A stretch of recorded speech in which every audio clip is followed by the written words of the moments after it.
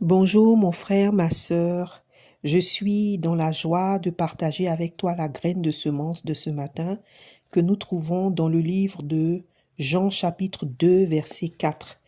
La parole de Dieu dit, Jésus lui répondit, Femme, qu'y a-t-il entre moi et toi? Mon heure n'est pas encore venue. Amen. Et le deuxième passage, nous le trouvons dans le livre de Jean chapitre 7 versets 6 à 8. Jésus leur dit, Mon temps n'est pas encore venu, mais votre temps est toujours prêt. Le monde ne peut vous haïr. Moi, il me hait, parce que je rends de lui le témoignage que ses œuvres sont mauvaises. Montez, vous, à cette fête. Pour moi, je n'y monte point, parce que mon temps n'est pas encore accompli. Au nom puissant de Jésus, Amen. Alléluia. Dans ces deux passages, c'est le Seigneur Jésus-Christ qui parle. Dans le premier, il s'adresse à sa mère et il lui dit que son heure n'est pas encore venue. Son heure de commencer sa mission. Nous connaissons tous l'histoire des noces de Cana où il a dit que son heure n'était pas encore venue de commencer sa mission. Et dans le deuxième passage, c'est le Seigneur Jésus qui parle à ses disciples dans un contexte où, sachant que les Juifs voulaient le tuer en Judée, le Seigneur Jésus-Christ a commencé à ne plus aller en Judée parce qu'il voulait se préserver vu que son heure, le temps de sa mission n'était pas encore accompli. Et ses frères lui ont dit, mais il faut que tu montes en Judée parce que tu ne peux pas faire un ministère et puis ne pas être visible, c'est pas possible. Et il leur a répondu que peut-être que eux, ils n'ont pas à faire attention, ils n'ont pas à être prudents parce qu'ils ne servent pas le Seigneur, donc le monde ne les déteste pas, mais il est en train de leur expliquer que parce que lui, il a une mission à accomplir, et parce que le royaume des ténèbres est déchaîné pour pouvoir détruire tous ceux qui ont une mission à accomplir, particulièrement le Fils de l'homme, il devait faire attention pour ne pas se mettre en danger avant son temps, parce qu'il n'avait pas encore accompli son œuvre. Alléluia. Donc, deux choses majeures que le Seigneur dit. Il parle de son heure de commencer sa mission qui n'a pas encore débuté et de son temps pour accomplir la mission qui n'est pas encore finie. Alléluia.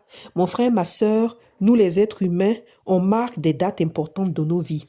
Et en général, ce sont les dates de nos anniversaires, le jour où on est venu sur terre, de nos mariages, des baptêmes de nos enfants, etc. Mais le Seigneur Jésus-Christ, lui, par contre, il marque d'autres dates. Et nous voyons ici deux dates importantes et souvent une troisième. En général, il va toujours marquer, quand je dis marquer, c'est-à-dire rappeler et toujours se commémorer de ça. La date, le temps pour commencer sa mission, numéro 1. Le temps pour accomplir ou achever sa mission, numéro 2. Et souvent, l'heure où il a été délivré de la mort. Alléluia. Voici les trois dates qui sont en général marquées par l'Éternel. Souvenez-vous, il a dit à Israël de marquer et de se commémorer la date de Pâques, qui est la date où il les a délivrés de l'esclavage. Alléluia. Et l'heure pour commencer la mission et l'heure pour achever et finir la mission. Alléluia. C'est comme si le Seigneur Jésus-Christ avait une horloge à l'intérieur de lui. Parce que les autres clairement qui étaient autour de lui, que ce soit ses disciples qui ne comprenaient pas les saisons, il leur a dit ça plusieurs fois, il leur a reproché ça. Ou que ce soit ses frères qui lui parlaient sans réaliser qu'il y a des moments précis dans la vie et qu'il y a un temps pour toute chose. Le Seigneur, par contre, il avait comme une horloge à l'intérieur de son esprit, de son âme, qui lui disait à quel moment est-ce que ces choses importantes, la mission devait se faire, commencer et s'achever. Alléluia.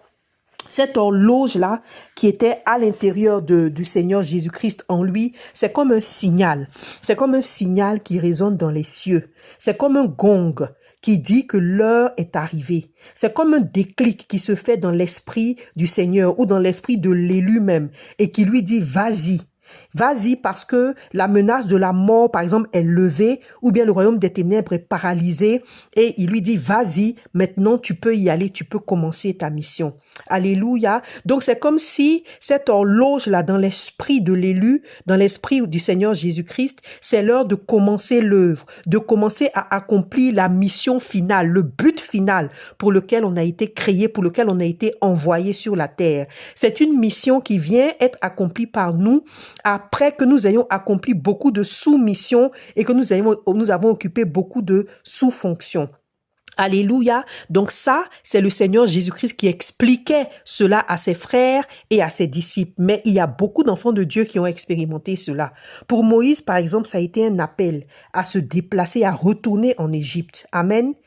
Dans Exode 4, verset 19, la Bible dit, le Seigneur a dit à Moïse, va et retourne en Égypte, car tous ceux qui en voulaient à ta vie sont morts. Alléluia. Donc après avoir accompli plusieurs sous-fonctions, plusieurs sous-missions, n'est-ce pas? Moïse a été prince, il a été berger, il a été fugitif, etc. Le Seigneur lui dit maintenant, l'heure est arrivée de retourner en Égypte. Sa fonction de leader du peuple avait sonné. Et c'est cette fonction pour laquelle il avait été préservé depuis qu'il était bébé, pour pouvoir accomplir cette mission finale-là. Et l'heure de la mission finale était arrivée. Le gong a résonné en Moïse, le déclic s'est fait en lui et le Seigneur lui a donné une instruction. Alléluia. Et c'est cette mission-là qui avait préservé Moïse, qu'il avait sauvé, qu'il avait gardé en vie jusqu'à ce jour où le Seigneur a fait résonner en lui le gong, a fait résonner en lui ce déclic-là qui lui disait que son heure est venue. L'heure d'accomplir sa mission était arrivée. Pour David, par exemple, ça a été juste après la mort d'Absalom. Bien qu'il avait été roi avant, il avait été roi, il avait eu beaucoup de sous-missions et de sous-fonctions. On l'a vu, il avait été berger, il avait été mercenaire, il avait été rebelle, il avait été fugitif, il avait été musicien, il avait été porteur d'âme et il a même été roi, comme je disais. Mais la mission de roi, le but final que Dieu lui donnait, la mission finale pour laquelle il avait été créé, c'était pas celle qu'il était en train de faire en tant que roi. Il avait été un roi comme le monde a un roi, mais la mission que Dieu voulait était un roi particulier. Alléluia, mes frères, mes sœurs, quelquefois, Dieu va t'ôter d'une mission que tu es en train de faire. Il va te l'arracher et il va te la redonner pour semer en toi un déclic, pour semer en toi un gong, une manière de te dire que tu penses que tu es en train d'accomplir ta mission. C'est vrai, c'est peut-être le terme que tu es en train de faire, mais ce n'est pas vraiment ce que lui, il veut que tu fasses. Parce que quand le Seigneur nous donne une mission, ça peut ressembler à une mission du monde, mais la trace divine est différente. Alléluia, cette trace divine, c'est la volonté de Dieu dans ta mission, dans ton rôle. Amen. Donc, lorsque Absalom est mort, le déclic a sonné en David qu'il était l'heure de devenir ce roi-là, cette mission finale que Dieu lui donnait. Alléluia. Et la Bible dit que le peuple est venu dire, « Oh, Absalom que nous avons oint, pour qui règne sur nous, est mort dans la bataille.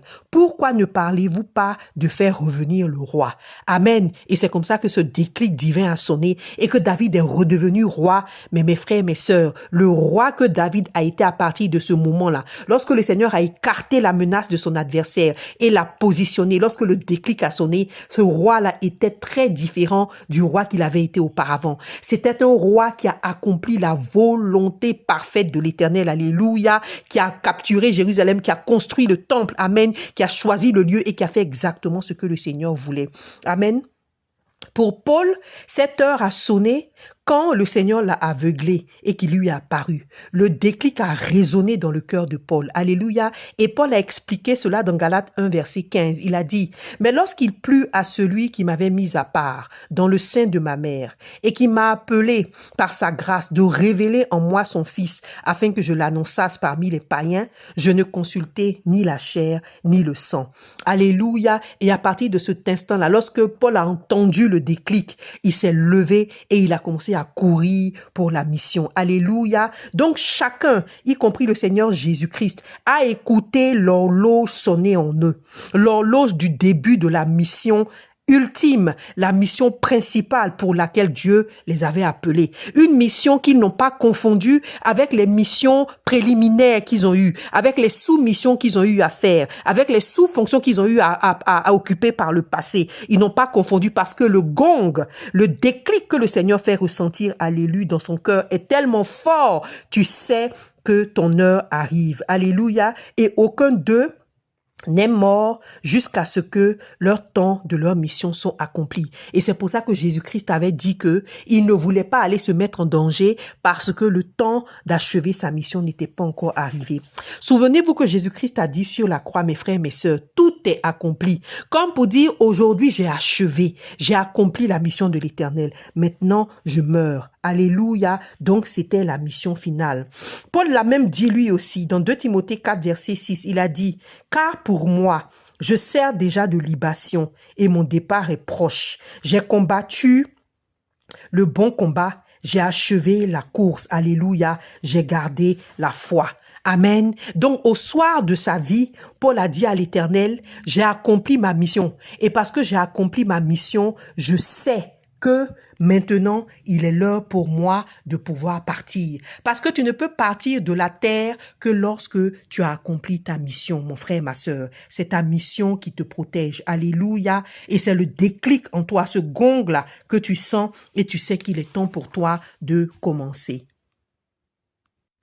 Donc, mes frères, mes sœurs, comme le soleil sort de sa tente et s'élance dans sa carrière sans s'arrêter, sans que personne et rien ne puisse l'arrêter, c'est de cette même manière-là que les élus de Dieu, lorsqu'ils entendent dans leur cœur le déclic, le gong, ils entendent leur sonner, ils se mettent directement au service du Seigneur. Alléluia. La mission les rend invincibles. La mission les rend intouchables. La mission les préserve. Amen. Jusqu'à ce qu'ils accomplissent leur mission entièrement. Alléluia.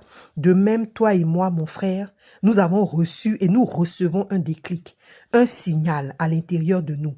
On le sent résonner. C'est le Saint-Esprit qui fait ça. Au moment de commencer la mission principale, après avoir accompli toutes nos sous-missions, après avoir occupé toutes nos sous-fonctions, on sent ce déclic à l'intérieur de nous. Alléluia, le déclic de la mission. Le but pour lequel Dieu nous a mis à part depuis le ventre de notre mère. Alléluia. On commence donc en ce moment-là à faire ce pourquoi Dieu nous a appelés. Et mon frère, ma sœur, ce déclic-là, c'est maintenant. Je ne sais pas si tu le sens, mais si tu es connecté au Seigneur, tu le sens. Alléluia, que pour beaucoup d'entre vous, alléluia, le Seigneur me dit et me dit de vous confirmer parce que vous le savez déjà que le déclic c'est maintenant. C'est le moment de retrousser nos manches et de commencer cette mission. Cette mission-là, elle vous couvre, elle vous protège. Elle me couvre, elle me protège. Elle nous rend complètement invincibles. Elle nous rend même invisibles, aussi bien nous que nos alliés. Alléluia. La Bible dit dans Psaume 147, verset 15, que Dieu envoie ses ordres sur la terre et que sa parole court avec vitesse. Alléluia. Cette parole qu'il a prononcée sur ta vie, avant même qu'il ne te mette dans le sein maternel. Et cette parole qui a décrété qui tu es et qui tu seras et la place que tu auras dans ce monde. Le but final pour lequel il t'a appelé. Alléluia. Cette parole a commencé à courir avec vitesse. Alléluia dans ta vie. Aujourd'hui, elle est arrivée à un stade où tu dois commencer ta mission. Alléluia. Et elle va se transformer pour avoir un impact puissant dans ta vie au nom puissant de Jésus.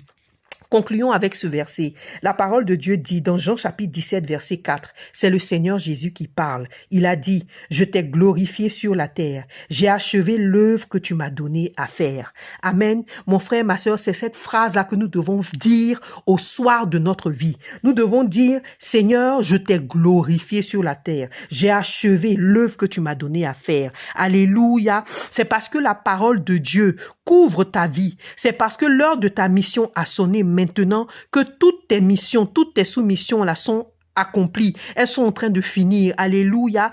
Parce que aujourd'hui, c'est l'heure où tu dois te lever pour accomplir cette mission finale. Amen. Ce but final. Alors, je viens aujourd'hui te donner cette parole pour confirmer ce que le Seigneur t'a dit. Comme le deuxième témoin. Amen. Il y a quelqu'un qui me disait dernièrement, une sœur, que s'il n'y a pas un deuxième témoin, alléluia, comme la parole de Dieu te dit, la chose n'est pas vraie. Il faut toujours un deuxième témoin, alléluia. Alors je viens comme un deuxième témoin et le Saint-Esprit viendra comme un troisième témoin, amen, pour te confirmer que l'heure du déclic a sonné. Alors mon frère, ma sœur, n'aie pas peur.